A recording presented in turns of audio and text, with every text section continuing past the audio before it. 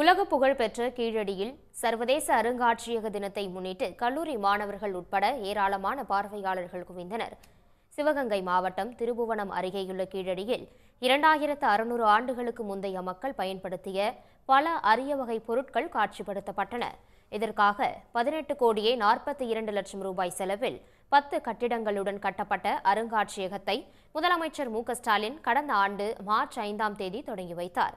இங்கு பழங்கால மக்களின் வாழ்விடங்கள், அவர்கள் பயன்படுத்திய பொருட்கள், பல தொழிற்சாலை கருவிகள், அணிகலன்கள் உள்ளிட்ட 13,824 பொருட்கள் காட்சிப்படுத்தப்பட்டுள்ளது பார்வையாளர்களை பெரிதும் கவர்ந்துள்ளது.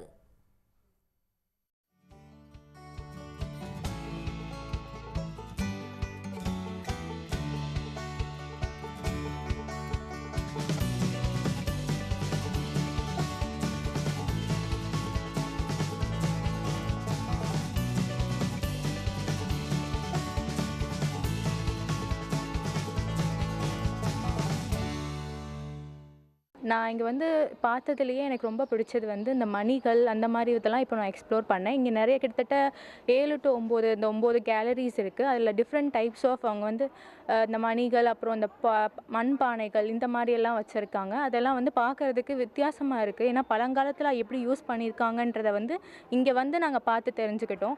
இது இன்னும் நிறைய பேர் நீங்கள் பார்த்து தெரிஞ்சுக்கிட்டிங்கன்னா உங்களுக்கு எப்படிலாம் இருந்திருக்காங்கன்றத ஒரு சின்ன ஜிஸ்டாவது கிடைக்கும். பழங்காலத்தில் மக்கள் 2500 வருஷத்துக்கு முன்னாடி மக்கள் எப்படி வாழ்ந்தாங்க, அவங்களுடைய பழக்க வழக்கங்கள் எப்படி இருந்துச்சு, பண்டை மாற்று முறை எப்படி இருந்துச்சு, ரொம்ப அருமையாக வச்சுருக்காங்க. இந்த இது மாதிரி ஒரு அருங்காட்சியகம் தமிழ்நாட்டில் எங்கேயுமே பார்க்க முடியாது.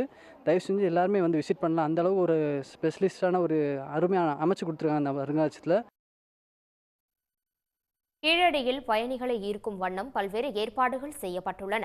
சங்க கால பாடல்களில் குறிப்பிடப்பட்டுள்ள மலர்கள், மரங்கள் உள்ளிட்டவற்றை அருங்காட்சியக வளாகத்தில் வளர்க்கப்பட்டு காட்சிப்படுத்தப்பட்டுள்ளன.